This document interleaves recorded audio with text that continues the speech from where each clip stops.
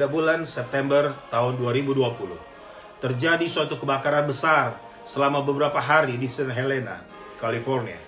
Kebakaran yang disebut sebagai glass fire ini telah menghanguskan berhektar-hektar perkebunan anggur, rumah-rumah, dan bangunan-bangunan umum, sehingga mengakibatkan ribuan penduduk lokal harus dievakuasi dari rumah mereka.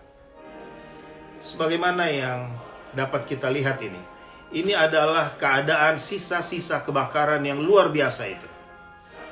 Dan foto ini diambil di jalan Glass Mountain Lane, di mana rumah Elms Heaven berada. Rumah yang dinamai Elms Heaven ini adalah rumah terakhir yang ditinggali oleh Nyonya Ellen G. White bersama dengan keluarganya. Tepat di seberang jalan ini terlihat pohon-pohon yang hangus. Bahkan api juga melompati saluran air di samping pagar ini dan membakar pagar rumah. Dan dari bekas kebakaran ini juga terlihat bahwa api telah menuju ke jembatan mengarah masuk ke rumah yang bersejarah ini. Tetapi suatu hal yang luar biasa terjadi waktu itu. Dari bekas kebakaran yang ada, kita bisa melihat bahwa api itu berhenti di sini. Kebakaran besar itu berhenti di setengah pohon yang tumbuh di batas pekarangan rumah Elms Heaven ini. Sahabat sekalian, dengan berhentinya api di setengah pohon yang ada di batas pekarangan rumah Nyonya Ellen G. White ini, maka itu berarti ada banyak nilai sejarah gereja Masehi Advent hari ke-7 yang masih dapat kita lihat di rumah Elms Heaven ini, yang akan memberikan gambaran kepada kita mengenai bagaimana Tuhan telah bersama dengan umatnya saat gereja ini dalam perintisannya. Salah satunya, bila kita memasuki rumah ini, maka di salah satu kamar tidur di lantai 2, kita akan melihat di atas satu meja ada ditempatkan di sana mesin ketik dan sebuah Alkitab berukuran besar milik keluarga White. Memang Alkitab ini bukanlah yang aslinya. Alkitab ini adalah bentuk, ukuran, dan berat yang persis sama dengan yang aslinya. Alkitab yang aslinya sekarang ada disimpan di kantor pusat Gereja Masehi Advent hari ke-7 sedunia di Maryland. Tetapi tetap saat melihat Alkitab ini, saya dan istri begitu terkesan karena Alkitab yang aslinya adalah Alkitab yang dipegang dan diangkat oleh Nyonya Ellen G. White pada tahun 1845. Pada waktu mengunjungi tempat ini, saya diberi kesempatan untuk mengangkat Alkitab itu. Tetapi hanya mampu mengangkatnya dengan posisi yang sama dalam waktu yang jauh lebih singkat dibandingkan saat Nona Ellen G. Harman mengangkatnya. Saya tadi menyebutnya dengan sebutan Nona Ellen G. Harman karena pada saat peristiwa itu terjadi, beliau belum menikah. Sahabat-sahabat, peristiwa itu adalah suatu peristiwa yang luar biasa.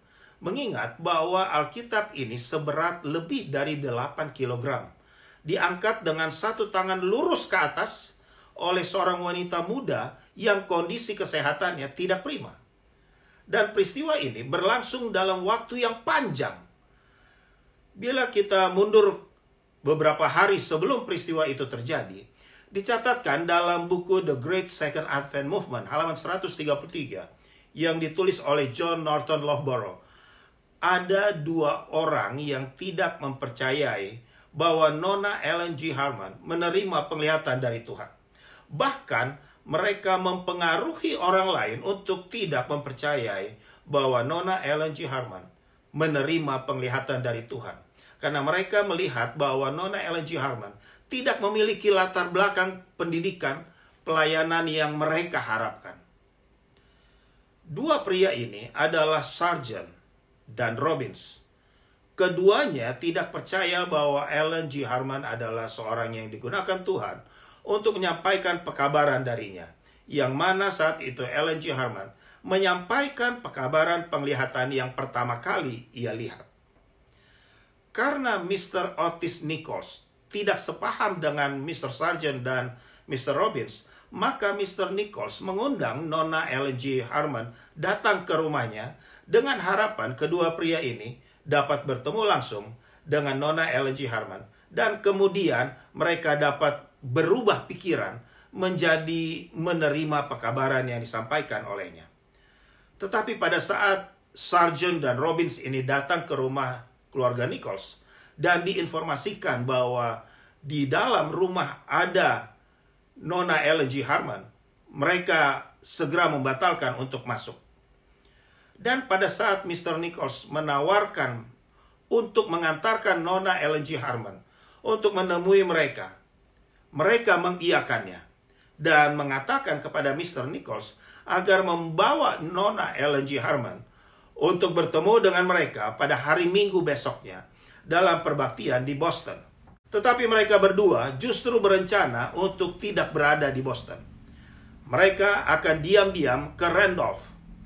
Tetapi malamnya di rumah keluarga Nichols, Nona Ellen G. Harman mendapat penglihatan dari Tuhan yang justru menyuruhnya untuk ke Randolph.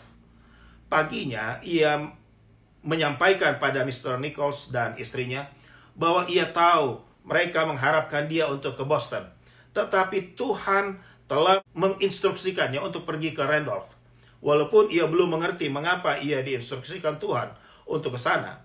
Tetapi dengan jelas ia bersikap untuk mengikuti instruksi Tuhan yang telah ia terima. Agar ia ke rumah keluarga Thayer di Randolph. Hari Minggu pagi itu, gantinya mereka mengadakan perjalanan 6 mil ke utara menuju Boston. Ellen, Sarah, yang adalah kakaknya, Mr. Nichols dan istrinya, justru mengadakan perjalanan 7 mil ke selatan menuju Randolph. Setibanya mereka di rumah keluarga Thayer di Randolph, mereka mendapati bahwa Sargent dan Robbins sedang berbicara dalam kelompok kebaktian di sana. Terjadi suatu suasana yang agak menegangkan saat itu. Karena Mr. Nichols dan istrinya heran mengapa Sargent dan Robbins ada di rumah itu. Sementara Sargent dan Robbins juga heran mengapa Ellen bisa datang di rumah itu. Bukankah mereka telah menjebaknya untuk datang di alamat yang salah, yaitu di Boston? Dalam suasana yang agak menegangkan ini, kebaktian dilanjutkan kembali.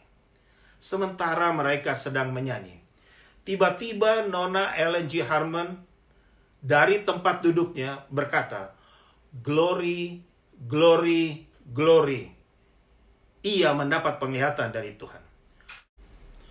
Roger W. Kuhn dalam bukunya A Gift of Light halaman 23 menuliskan bahwa penglihatan ini diterima oleh Ellen G. Harman tidak lama setelah pukul 1 siang dan ia terus dalam kondisi ini sampai sekitar jam 5 sore. Sargent dan Robbins berusaha mengganggu proses penglihatan dari Tuhan yang sedang diterima oleh Nona Ellen G. Harman ini. Saat itu mereka berusaha mengganggunya dengan cara menyanyi dan membaca Alkitab dengan suara yang sangat kuat. Sampai akhirnya mereka lelah dan tangan mereka gemetar. Tetapi nyatanya Nona Ellen G. Harman tetap dikuasai oleh Roh Suci. Ia berdiri dan mengangkat dengan tangan kirinya yang lurus ke atas sebuah Alkitab bersampul kulit berukuran besar dengan berat lebih dari 8 kg.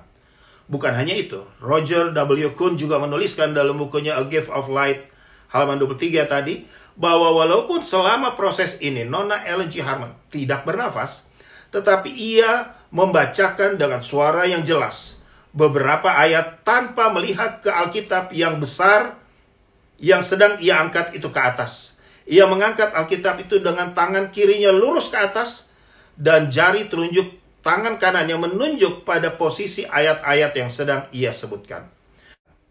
Mr. Nichols naik ke atas kursi untuk membuktikannya. Ketepatan dari ayat yang ia tunjuk itu. Dan ia mendapati memang benar. Ayat yang ditunjuk dengan telunjuk tangan kanan Ellen ini adalah tepat sama dengan apa yang sedang ia bicarakan. Ayat-ayat yang ia sampaikan dan tunjuk adalah ayat-ayat yang mengungkap kekeliruan ajaran yang diajarkan oleh Sargent dan Robbins. Sahabat sekalian, melalui peristiwa ini, kita diperlihatkan bahwa Nona Ellen G. Harman yang kemudian kita kenal dengan sebutan Nyonya Ellen G. White bukanlah seorang wanita yang berpura-pura menerima penglihatan dari Tuhan. Tetapi hal supernatural yang terjadi pada dirinya ini menunjukkan bahwa Tuhan menggunakan dia. Melalui peristiwa ini, kita juga diperlihatkan bahwa bila Tuhan berencana untuk menggunakan seseorang dan orang itu memberi diri untuk digunakan Tuhan, maka tidak ada pihak manapun yang dapat menggagalkannya. Mungkin Anda juga bukanlah orang yang berkualifikasi sama seperti yang diharapkan oleh orang-orang tertentu.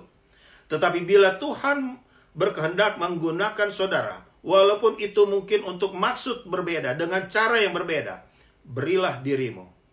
Kita memiliki Allah yang luar biasa. Ia dapat melakukan hal-hal yang tidak terpikirkan dalam menggunakan siapa saja yang ia pandang tepat.